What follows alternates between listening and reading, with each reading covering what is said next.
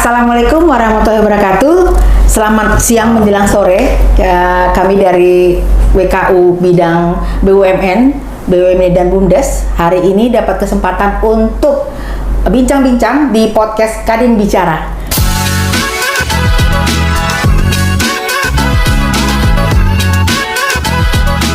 Saya hari ini ditemani oleh WKU bidang BUMN, BUMD, BUMDes. Abang, saya manggilnya abang aja ya, yes. Biar lebih akrab dan lebih enak ngobrolnya. Abang Syahrian Kurnia Ramadhani Harahap, SE, MBA, KIA, SGRP. Jadi cukup orang expert di bidang menangani BUMN dan BUMD. Dan kiranya 25 menit ke depan kita akan bincang-bincang nih dengan abang yang expert ini. Bagaimana kira-kira kita mengejar nih ketinggalan pertumbuhan ekonomi Sumatera Utara dari sisi 5 visi Pak Bobi. Mungkin kita mulai dari pertama dulu ya, Bang Iwan, yaitu meningkatkan sumber daya manusia. Ya, baik. Silakan Bang. Ya, terima kasih Bu Modi atas pertanyaannya. Sama-sama kita ketahui bahwa mengejar apa yang menjadi target pertumbuhan ekonomi secara nasional oleh Bapak Presiden Prabowo Subianto beberapa waktu yang lalu untuk mencapai pertumbuhan ekonomi 8%. Ya. Itu merupakan cita-cita yang menurut saya memiliki satu challenge yang luar biasa, karena memang pertumbuhan 8% ini membutuhkan begitu banyaknya kolaborasi, sinergi di antara para pemangku kepentingan, baik itu pemerintah dari mulai tingkat yang terendah sampai yang tertinggi, dan juga para sektor pelaku usaha, ya, pengusaha dan juga masyarakat secara umum ikut berpartisipasi dalam rangka untuk menunjang keberhasilan pertumbuhan ekonomi. Jadi seperti kita ketahui, Sumatera Utara dari tahun ke tahun itu biasanya memang mengalami satu pertumbuhan ekonomi yang selalu di atas rata-rata pertumbuhan ekonomi nasional. Setahu saya di tahun 2024 pertumbuhan ekonomi Sumatera Utara itu mencapai 5,03%, ya. Jadi sudah sedikit di atas rata-rata pertumbuhan ekonomi nasional dan memang terus bertumbuh semenjak pasca Covid.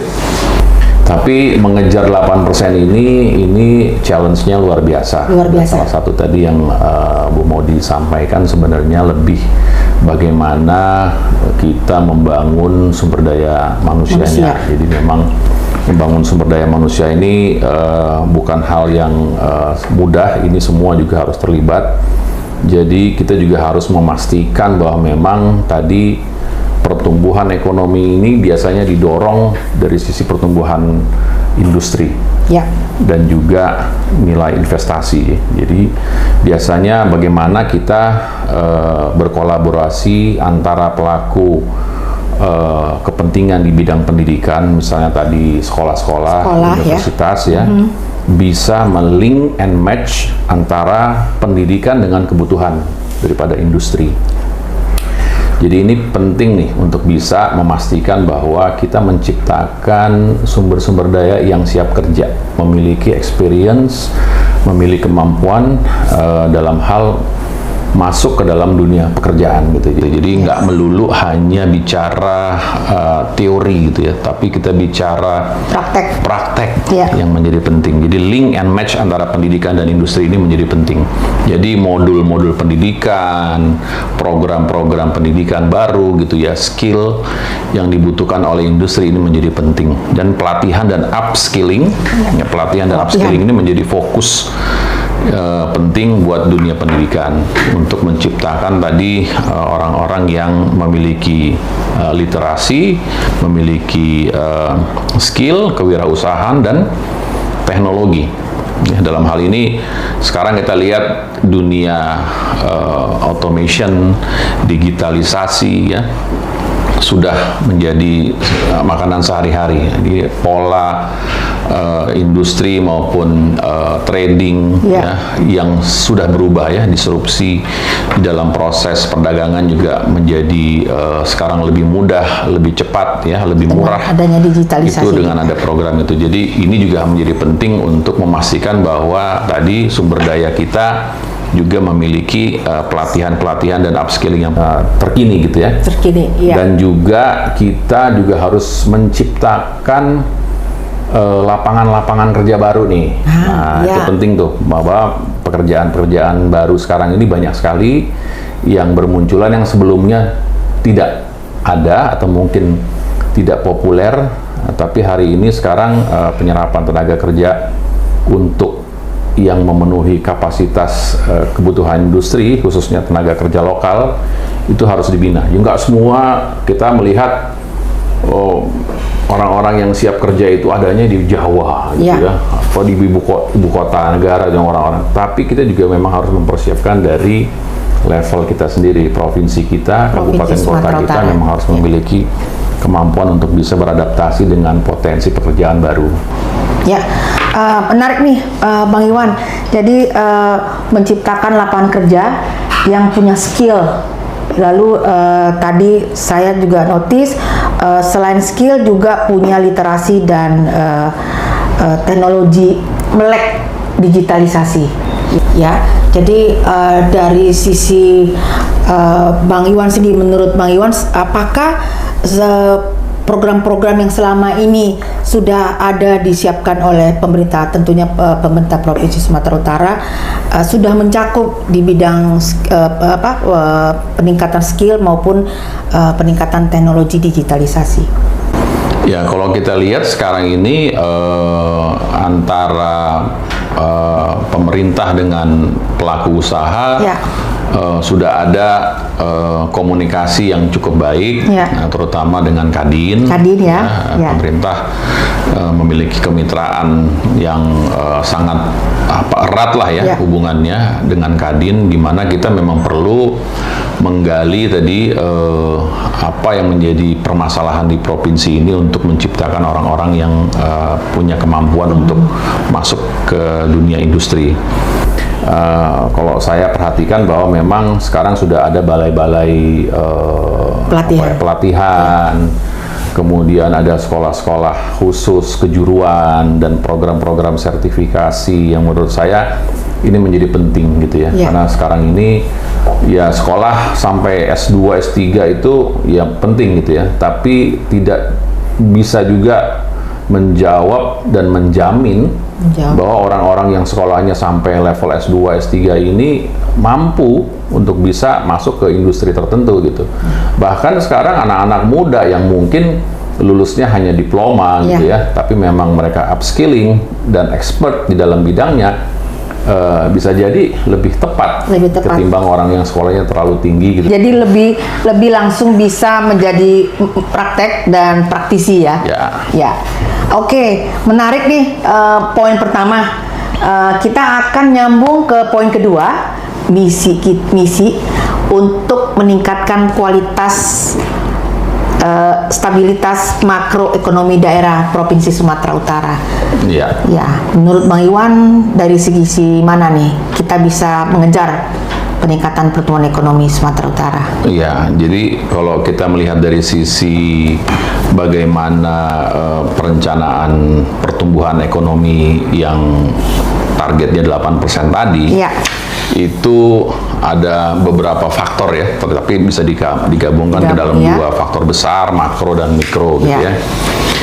Tapi mungkin sekilas dari sisi makro yang akan saya highlight adalah bagaimana stabilitas sosial dan politik. Jadi dari sisi sosial dan politik. Stabilitas sosial dan politik ini penting ya rasanya untuk bisa memastikan bahwa kondisi sosial di masyarakat dan juga perpolitikan yang ada di Provinsi Sumatera Utara ini bisa dalam kondisi yang kondusif ya, antara kabupaten kota dengan gubernur, ya kan, antara gubernurnya dengan pemerintah pusat, itu juga semuanya bisa sejalan, karena banyak yang kita lihat dari history sebelumnya gitu kan, antara pemerintah di tingkat 2 kabupaten kota dengan provinsi mungkin kurang harmonis, atau bahkan dari provinsi dengan pemerintah pusat juga demikian gitu ya, sehingga komunikasi, kemudian teknis bagaimana dukungan dari pemerintah pusat yang lebih tinggi kepada pemerintah daerah yang lebih rendah itu tidak terlalu harmonis, sehingga keberlanjutan dari rencana-rencana besar program, proyek pembangunan dan lain-lain itu bisa terhambat gitu ya. Dan sinergi antara pemerintah tadi, sinergi pemerintah daerah, kabupaten kota dengan provinsi, dan dengan provinsi-provinsi lain atau kabupaten kota lainnya gitu. Jadi nggak hanya kita bicara lingkup kita gitu, kita kerjasama dengan provinsi Aceh misalnya, Sumatera Barat, Riau dan sebagainya, bagaimana kita berkolaborasi gitu ya. Jadi termasuk program-program ini bisa kita gelontorkan ke level yang lebih luas lagi gitu, antara tadi kalau kita bicara masyarakat ekonomi ASEAN contohnya gitu ya, kita ada 10 negara di ASEAN, tambah 1 nanti Timor Leste akan bergabung. Ini merupakan satu kekuatan ekonomi besar gitu. Jadi bukan hanya di level tadi kabupaten, kota, provinsi dan negara, tapi di kawasan subregional gitu kan, subregional, kemudian nanti secara regional Asia gitu ya, dan bahkan internasional seluruh dunia gitu. Jadi intinya memang kita perlu adanya sinergi ya, kolaborasi. Seperti tagline-nya Pak Gubernur, kolaborasi sumut berkah ya. Kolaborasi sumut berkah. Ya. Jadi menurut Bang Iwan kita harus lebih bersinergi ya. Harus. Supaya apa yang jadi targetnya di Pemprov Sumut juga dikomunikasikan sampai ke bawah. Menarik nih, makin menarik. Kita jalan ke misi yang berikutnya, yaitu meningkatkan kualitas tata kelola pemerintahan. Jadi mungkin lebih di-stress di sini adalah meningkatkan kualitas ya dari tata kelola pemerintahan. Menurut Bang Iwan dari sisi mana nih yang bisa memberikan sumbangsi untuk peningkatan perekonomian Sumatera Utara? Wah, itu pertanyaan berat sebenarnya ya. Menyangkut pemerintah nih, tata kelola pemerintah. Ya, jadi kalau saya lihat bahwa pemerintah kita ini juga penting untuk menjaga iklim investasi. Nah, iklim investasi ini menjadi penting karena kalau pemerintahannya ini tadi dalam pengelolaan proses perizinan sebagai contoh yang paling penting itu biasanya di mana-mana kita bicara mau berusaha pasti harus melalui satu proses administrasi gitu ya. Nah, biasanya yang menjadi rumah besar untuk proses pengurusan perizinan itu ada di Dinas Penanaman Modal Pelayanan Terpadu Satu Pintu. Yang kemudian juga perlu adanya satu stimulan pendukung. Contohnya adalah insentif. Insentif pemerintah untuk menarik tadi investasi yang masuk dan sebagainya, pelaku usaha untuk mulai bisa bekerja. Itu penting sekali di awal itu diberikan kemudahan-kemudahan, insentif fiskal contohnya, dan juga tolong digarisbawahi praktek-praktek korupsi. Ya, ini tata kelola lagi, bagaimana ya ini pemerintah kita terutama oknum-oknum yang memang langsung berhubungan, berinteraksi dengan pelaku, ini bisa semuanya dimediasi dengan sistem yang terdigitalisasi, otomasi gitu ya, automation, supaya interaksinya ini nggak terlalu intens berhadapan tatap muka gitu, karena itu memicu untuk orang kalau memang ada kesulitan dan hambatan cari jalan keluar yang berbeda lah dengan caranya main dengan hanky-panky, under table, whatever lah istilahnya gitu ya. Dan itu praktek-praktek korupsi itu terjadi gara-gara itu. Ya, jadi meminimalisasi one-on-one pertemuan ya. Kita pakai langsung input di sistem, digitalisasi. Kita mau buat apa, langsung keluar di sistem dinas terkait ya. Kalau suruh bayar pun bayarnya pakai langsung lah transfer ATM atau apa gitu, nggak pakai cash antar oknum gitu ya, itu menyebabkan.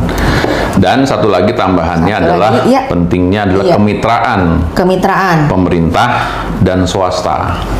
Kalau proyek-proyek yang kita mau kembangkan tadi untuk ini korelasinya dengan pertumbuhan ekonomi tadi ya, itu kemitraan itu juga harus dibentuk gitu ya. Jadi kita sekarang ada BUMD, provinsi punya, kabupaten kota juga punya, kota Medan punya gitu ya. Nah ini mereka juga harus naik kelas pastinya. Nah BUMD ini kan perlu tadi manusia-manusia yang memang punya kualitas, kemampuan, kualitas, tapi di satu sisi juga mereka perlu kemitraan dengan swasta atau expertise untuk bisa mengembangkan semua potensi bisnis yang ada gitu. Contohnya kira-kira apa tuh Bang kemitraannya yang mungkin selama ini sudah pernah ada atau mungkin ide yang kita bisa segera aplikasikan? Ya, sebenarnya banyak ya kalau kita lihat potensi-potensi kemitraan dari pemerintah provinsi maupun kabupaten kota yang bisa bersama-sama gitu ya. Jadi antara BUMN dengan pemerintah provinsi itu selalunya memang juga ada potensi yang bisa dikerjasamakan. Semisal contohnya sekarang ini pemerintah provinsi Sumatera Utara lagi giat-giatnya mempromosikan Semangke, kawasan ekonomi khusus Semangke misalnya. Kemudian juga pelabuhan internasional baru namanya Kuala Tanjung. Misalnya. Ini adalah dua dari sekian banyak potensi pertumbuhan ekonomi yang mungkin nanti bisa mendorong pertumbuhan mengejar 8% tadi untuk Sumatera Utara. Nah, ini BUMD-nya provinsi ini juga harus lihai nih melihat mereka punya kapasitas untuk bisa terlibat. Jadi kalau misalnya Semangke kita lihat, Semangke ini kan sekarang dikelola oleh salah satu anak perusahaannya BUMN. Namanya PT Kinra, Kawasan Industri Nusantara. Pengelolaan luas 3.000 sampai 2.000 hektar ya, nanti akan bertumbuh menjadi 3.000. Ini kalau kita lihat sekarang peranan BUMD masih sangat kecil sekali. Yang masih kemarin saya dengar masih bicara lebih ke infrastruktur pendukung aja, bagaimana BUMD kemudian bisa membantu untuk mendukung isu tempat tinggal karyawan. Di kawasan. Itu salah satunya gitu yang menurut saya kemarin sudah dijalani. Tapi nggak boleh sebatas itu bicara mengenai pengelolaan sumber daya yang ada di sana. Contohnya air bersih, listrik, gas, infrastruktur teknologi seperti jaringan selat optik gitu ya, pengelolaan limbah misalnya. Ini belum ada nih diambil nih. Dan itu bisa diambil BUMD ya? Harusnya dikerjasamakan. Karena memang kerjasama begitu penting. Karena memang BUMD-nya tidak mampu atau mungkin tidak tahu, sehingga itu dikelola 100%. Sebenarnya kalau kemitraan di BUMN, setahu saya itu adalah kemitraan yang sejajar. Jadi mereka kalau masuk ke dalam satu wilayah baru, itu mereka pasti akan kulonuwun istilahnya dengan pemerintah setempat. Dia karena minta dukungan dari sisi birokrasi, perizinan dan sebagainya, tapi dia juga menawarkan sesuatu gitu. Misalnya di Simalungun kamu bisa apa? Yuk provide di sini, yuk kita kembangin gitu. Sampai dengan tenaga kerjanya juga bisa. Tenaga kerja kontrak gitu kan. Nah, itu juga bisa dikelola oleh BUMD. Jadi itu bisa ada kemitraan penting tuh. Biasanya itu yang menjadi bahan untuk mempermudah proses dan perizinan juga. Kalau memang ada timbal balik saling win-win ya. Solution. Semangke dan Kuala Tanjung itu kan kawasan industri yang cukup besar ya, dan itu langsung dikelola atau developernya langsung di bawah BUMN ya, Pak Iwan. Jadi ketika investor asing masuk, kalau nggak salah ada yang baru tuh ya, Sam Derby, lalu Unilever, mereka tuh kan memproduksi sabun dan turunannya ya. Ya, salah satu produknya banyak sekali. Iya, Unilever. Kita kemarin pernah ke sana, terus meninjau potensi untuk nambah tenan, dan ini seharusnya bisa dikerjasamakan dengan BUMD setempat ya. Ya, contoh kayak tenaga kerja, pasti mereka butuh tenaga kerja. Betul. Jadi kerjasama dengan kita atau mungkin dinas tenaga kerja untuk mensuplai tenaga kerja yang tadi lagi-lagi di poin pertama SDM yang berkualitas, sehingga investor pun yang datang tidak khawatir lagi mempekerjakan banyak pekerja yang sudah berkualitas dan punya skill. Sip, kalau gitu kita sambung nih yang keempat, yaitu infrastruktur yang berkualitas, estetik. Ya, kalimat estetik nih ya, dan ramah lingkungan. Ada 3 nih yang di thread di sini katanya, mengembangkan, menata infrastruktur yang berkualitas, estetik, dan ramah lingkungan. Ini gimana nih menurut Bang Iwan? 3 kata ini untuk meningkatkan pertumbuhan ekonomi Sumatera Utara. Ya, jadi kalau ini pertanyaan menarik juga nih, bisa jadi topik bahasan khusus nih tersendiri nih. Jadi kalau saya melihat bahwa infrastruktur strategis itu penting. Ya, jadi kalau kita bicara Sumatera Utara, memang Sumatera Utara dengan kota Medannya sebagai ibu kota, ini sudah lama dikenal sebagai kota terbesar ketiga. Gitu ya, di Indonesia. Nah, jadi ini menjadi penting bahwa infrastruktur juga menjadi hal yang tidak lepas daripada kemajuan dari satu kota besar. Nah, jadi seperti infrastruktur yang ada hari ini, kalau kita lihat pintu keluar masuk, baik itu melalui udara, melalui darat dan laut, ini penting. Jadi rasanya memang kolaborasi tadi antara pemerintah pusat dan daerah ini untuk bisa memastikan bahwa infrastruktur tadi berkualitas ya, ini menjadi penting. Jadi kita bicara transportasi darat, laut dan udara ini bagaimana menyediakan pelabuhan yang berstandar internasional. Ya, Kuala Namu kita sudah menjadi bandara internasional, Belawan juga sudah menjadi pelabuhan internasional, termasuk juga Kuala Tanjung sebenarnya sudah menjadi pelabuhan internasional. Dan juga kemudian transportasi darat khususnya antara provinsi, kita sekarang sudah mulai terkoneksi antara provinsi dengan tol Sumatera gitu ya. Itu juga infrastruktur yang udah memang sampai harus mana tuh tol ya kita sekarang ya? Udah sampai kota, di Aceh ya. Kalau kita perbatasan Aceh kita sudah sampai, perbatasan dengan Riau masih dalam under construction ya. Tapi ini merupakan accessibility yang penting. Jadi memang kualitas penting sekali di situ. Kemudian dari sisi ramah lingkungannya juga kita mesti memastikan bahwa energi yang kemudian diproduksi di dalam wilayah kita ini juga sekarang sudah harus mengarah kepada energi yang lebih ramah gitu ya, atau biasanya disebut dengan renewable energy, energi yang terbarukan gitu ya. Jadi kita juga mulai sudah harus berpikir bagaimana energi yang kemudian kita produksi dan kemudian ini bisa dimanfaatkan dari sumber-sumber kekayaan alamnya provinsi kita sendiri. Nah, seperti yang kita ketahui bahwa di Sumatera Utara ini salah satu provinsi yang memiliki presentasi bauran energi mix, khususnya memanfaatkan energi baru dan terbarukan ini sudah salah satu yang tertinggi. Salah satu yang tertinggi ya? Di Indonesia. Di Indonesia. Kita harus cukup bangga. Ya, lebih dari targetnya nasional. Target nasional. Nah, target nasional sebenarnya 2025 kan 23%. Ya. Nah, kalau saya nggak salah, kita sudah di 46% kalau saya nggak salah. Kenapa? Karena kita memiliki kekayaan sumber-sumber pembangkit listrik tenaga air di Sumatera Utara ini, karena banyak dengan sungai-sungai besar. Sungai Asahan itu ya. Salah satunya ya. Jadi sudah hampir 50% ini kita bersumber dari energi terbarukan. Kita ada biomasa yang menggunakan biomass ya, dari untuk pembangkit. Kemudian kita juga ada panas bumi. Geothermal kita di sini juga salah satu yang terbesar untuk kawasan.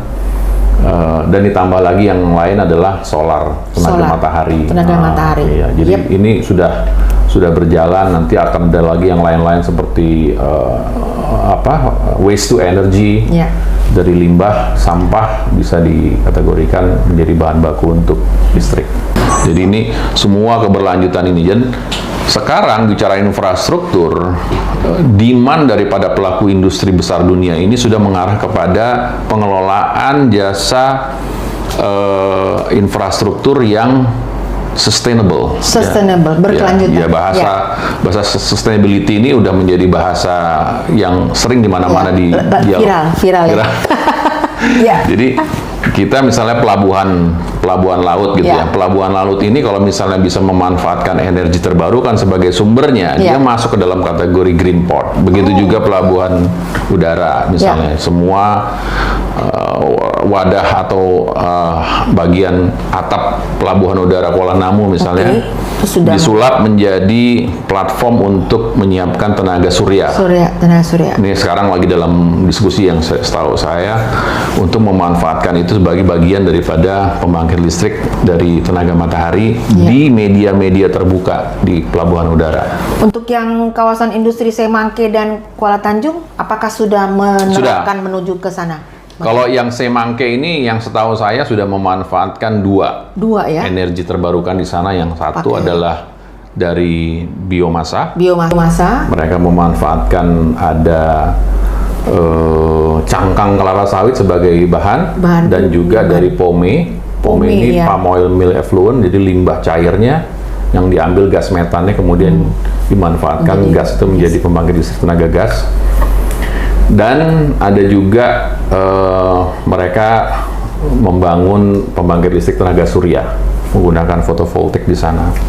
Kemarin saya sempat lihat, kalau saya nggak salah antara 1-2 megawatt mereka udah bangun.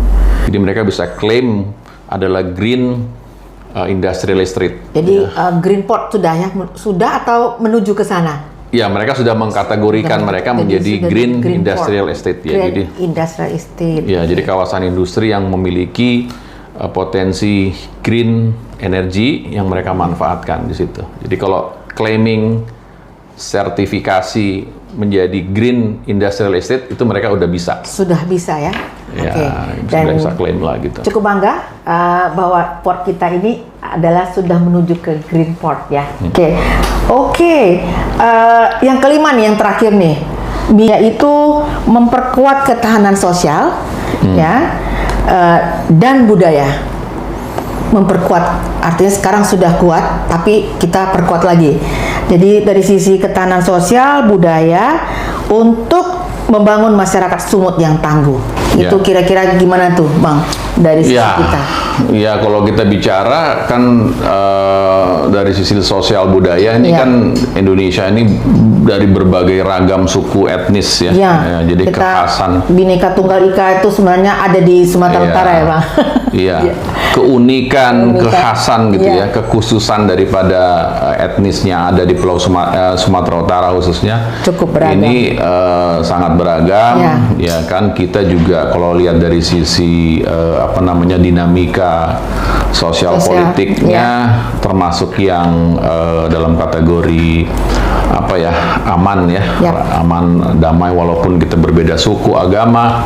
Di Sumatera Utara ini etnisnya macam-macam, orang Melayu, orang Cina, orang India gitu ya, semuanya bisa hidup dalam harmoni. Jadi rasanya itu juga menjadi satu ciri khas dan juga keunggulan sebenarnya. Provinsi Sumatera Utara ya sepatutnya bisa membuat kelebihan ini dari berbagai suku etnis tadi dan keberagaman culture-nya gitu. Bisa menjadi daya tarik untuk meningkatkan pertumbuhan ekonomi tadi.